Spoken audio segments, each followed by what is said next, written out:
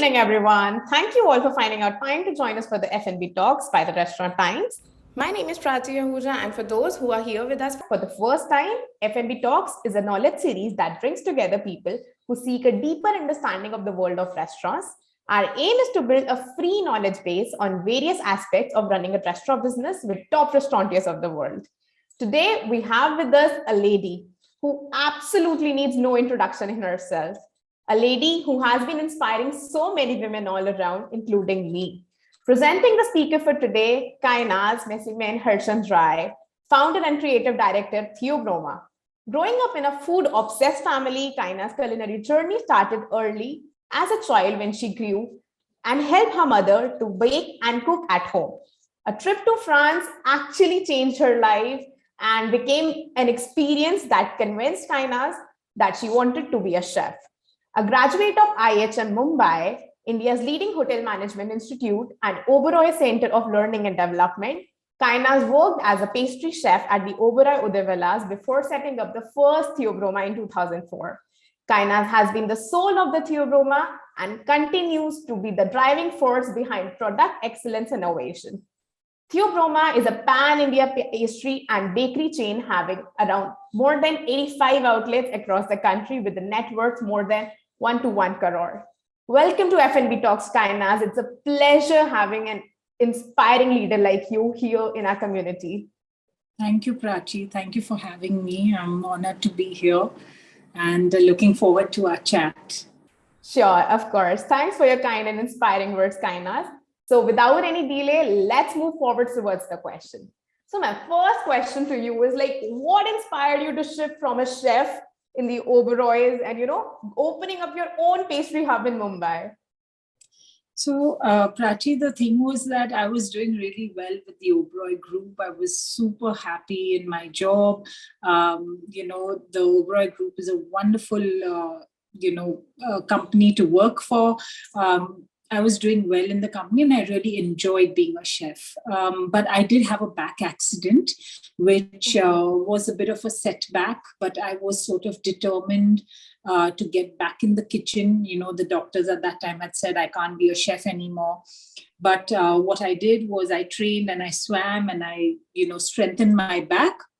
And as I recovered, my family suggested instead of being in a high stress, high strung job, what we could do is start something maybe small.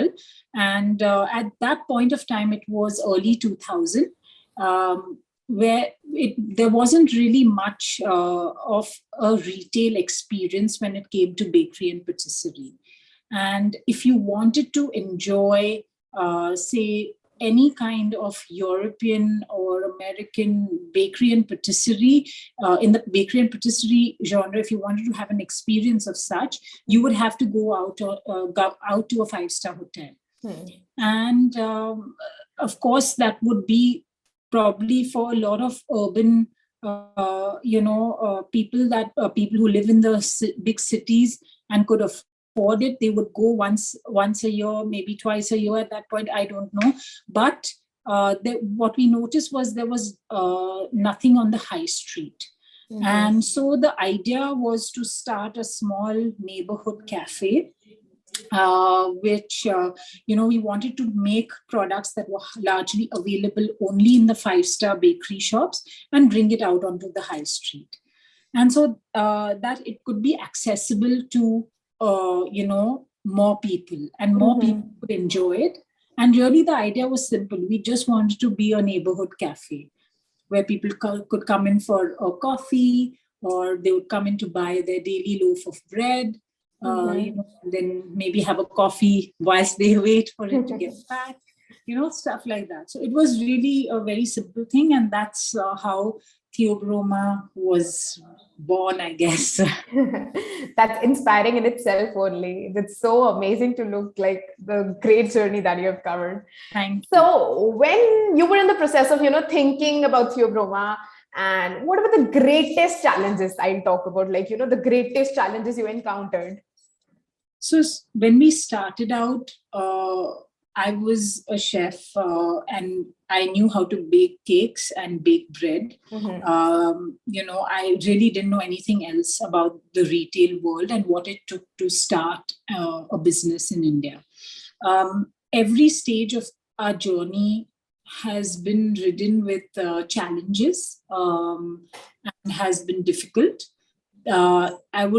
Anyone who is in business will tell you this. The problems that we have had over the last 20 years have changed. They've not stopped. They've changed. We've become better at sort of tackling them because we've had the experience. But that doesn't mean that the problems that the problems cease to exist. Absolutely. I think for me, when we started out learning to be a good boss, maintaining product quality, how do we maintain product quality every day? It's great to make a cake or a bread on a particular day and it comes out great because you've done all the right steps. But to do that every day on a consistent basis, year after year, and take on the numbers, increasing it, that was and always still is a challenge. It is a continuous, it's not a destination. I can't say, okay, one day I've made great croissants and now for the rest of my life, I'm going to have great croissants in Theobroma every day. Correct. Every day there is a new thing. You have to learn, relearn, unlearn. So problems don't go away. But also, the thing is that when we look at it as an opportunity to learn instead of a problem, then it becomes a way to move forward, and it makes you prepared for the next challenge that comes your way. But I think, anyone in business will tell you that if you work for someone, when you are working for someone, everything is not resting on your shoulders. You're just, you are a contributor to the final product. But when you are in your own business, the buck stops at you.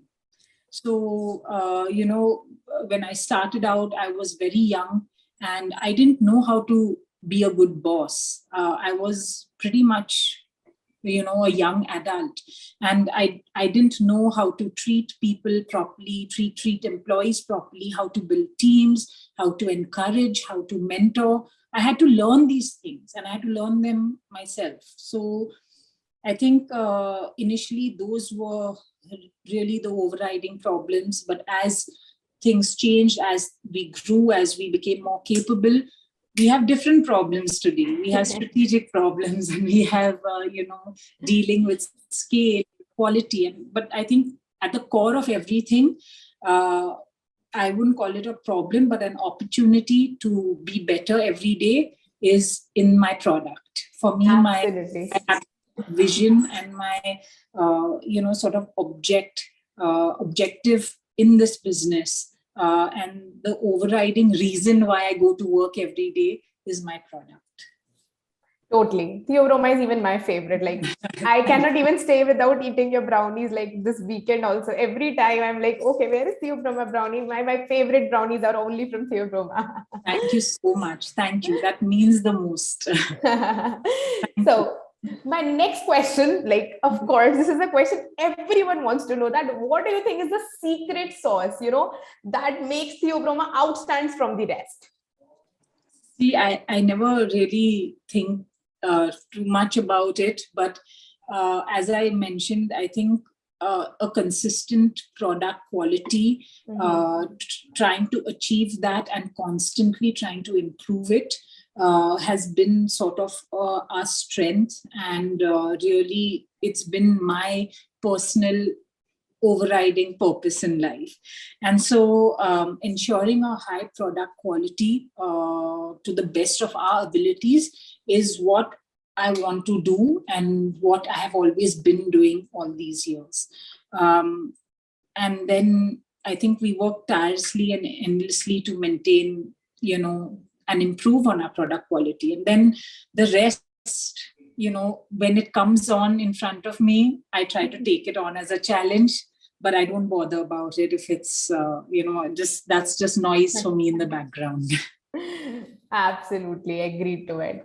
And you know what? I'm so curious to know that the main source of inspiration, like I was searching about you. So, what was the main source of inspiration to write a book, Baking a Dream, the Theobroma story, which itself, is a guide for the other restaurateurs and other entrepreneurs looking to scale their ventures? What was the idea behind it? How did you write it? Like, what were the things that went ahead?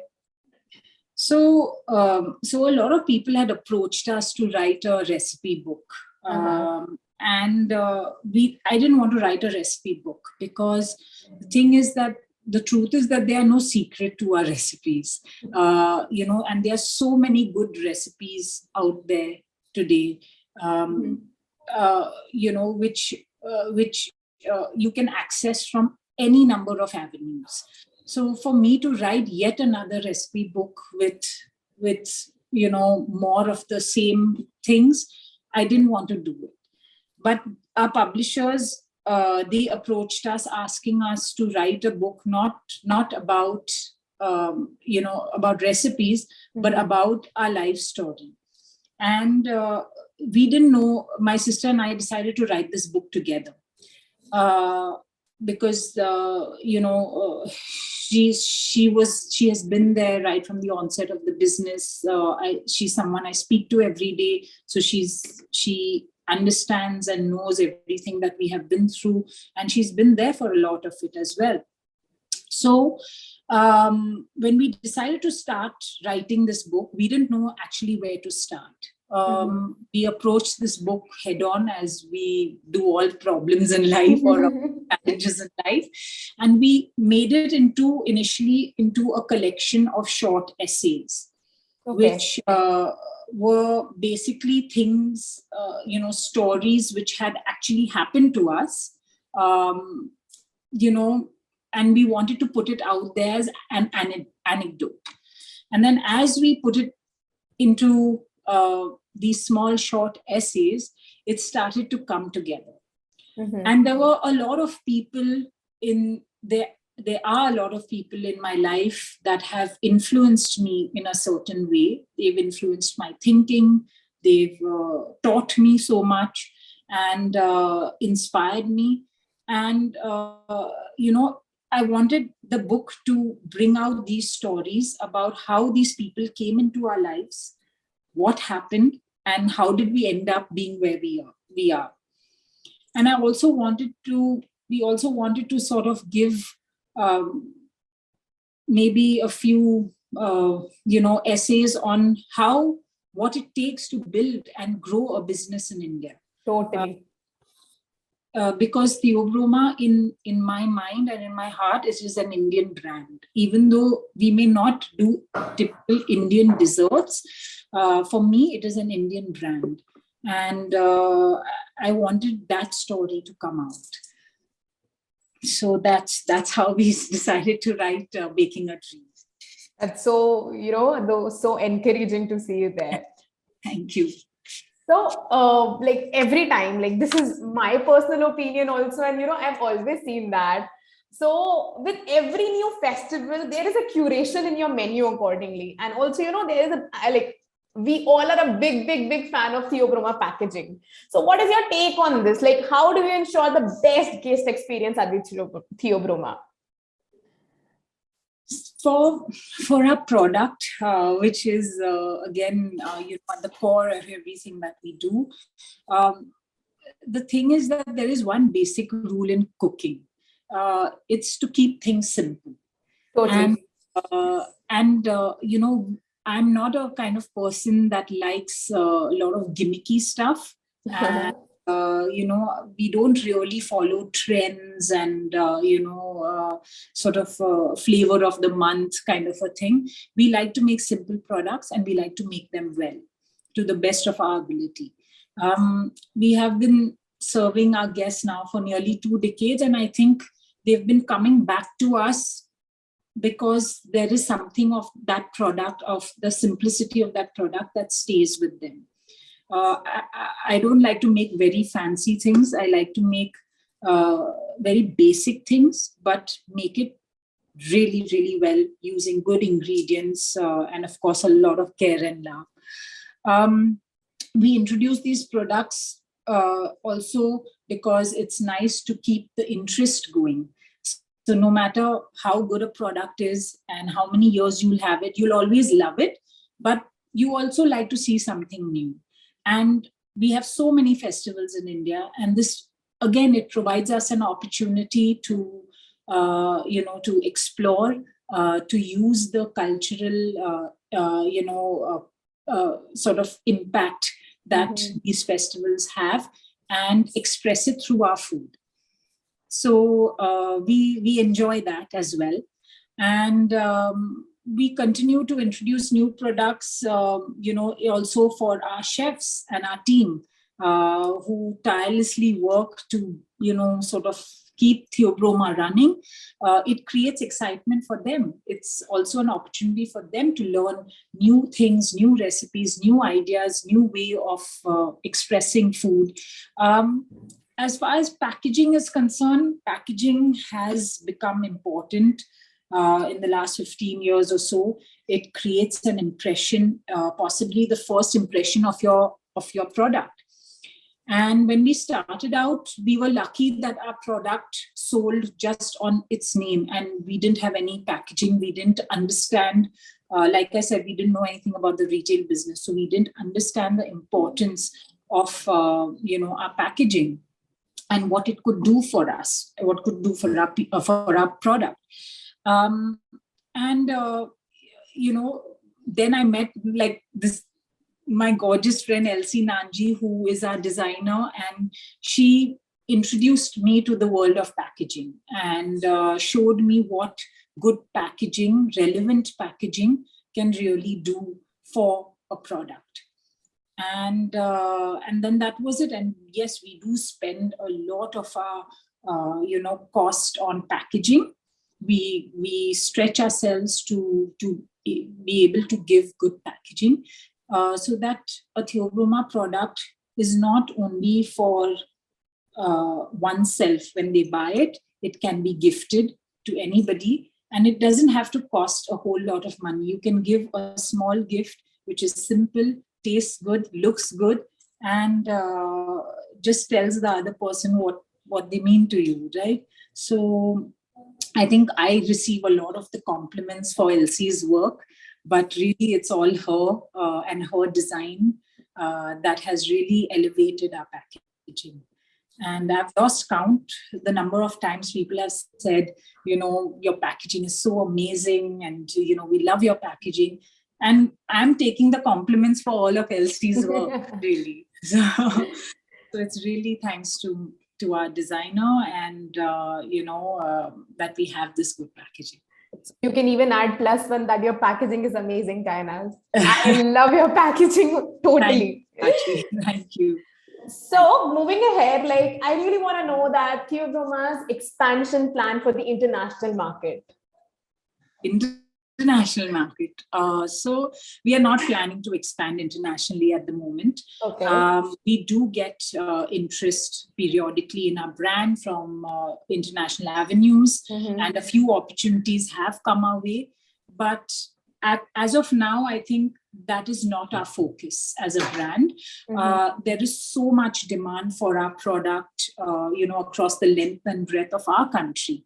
And it is our home market. It is where we were born. Theobroma was born in India. And as I told you before, for me, it is an Indian brand and it is an Indian product. We may be doing Western pastry, but its birth is in India. And we use Indian ingredients to make Western pastry. Of course, there are one or two imported ingredients that we do use when we simply cannot avoid it at all. But say if a parallel product like that doesn't exist in India, then yes, we do use an imported product. But otherwise, out and out, I think, there is nothing non-Indian about Theobroma. And there is much demand, and we have to fulfill that demand in our home country first. And then we will see what happens. If it goes international, we'll maybe But right now, our focus is on the home market. Got it. So my favorite question is here.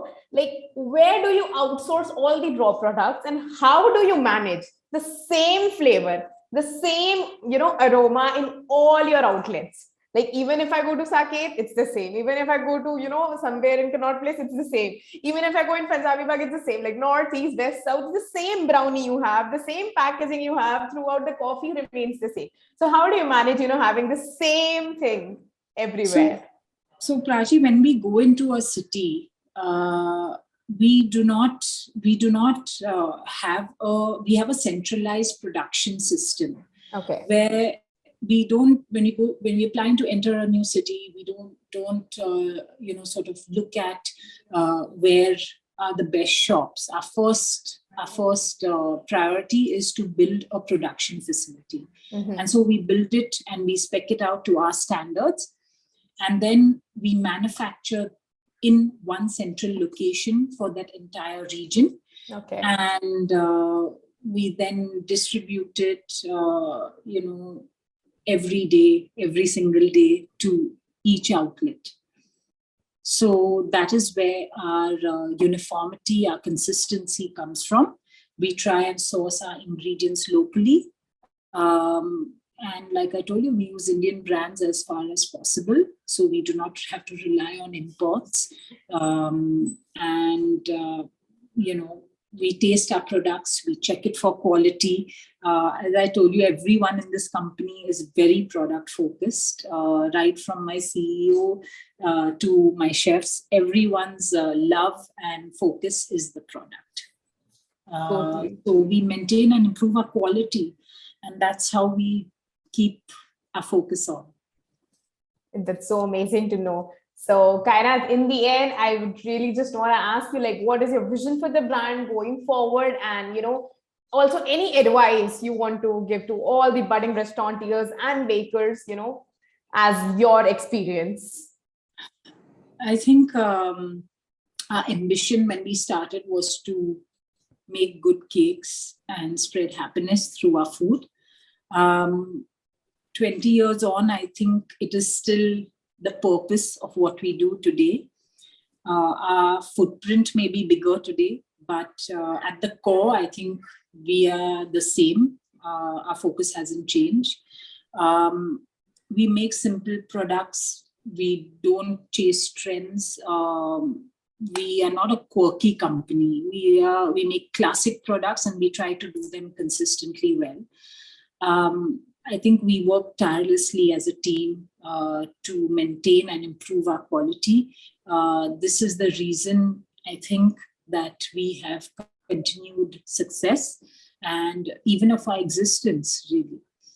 And what I can tell anyone who is trying to start their own business in anything F&B is, be prepared to work very, very hard. What may appear to be an overnight success is actually not. It takes decades of hard graft, sweat, tears, blood, and study behind it.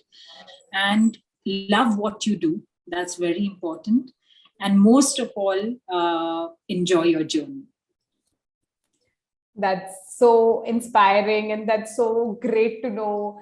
And I just want to say in the end that thank you so much, Kainaz, for taking out your time and joining us for this amazing session of F&B Talks. It was a pleasure meeting a great personality like you. And I hope you continue to write and inspire everyone like you've always done. Thank you, Prachi. Thank you for having me.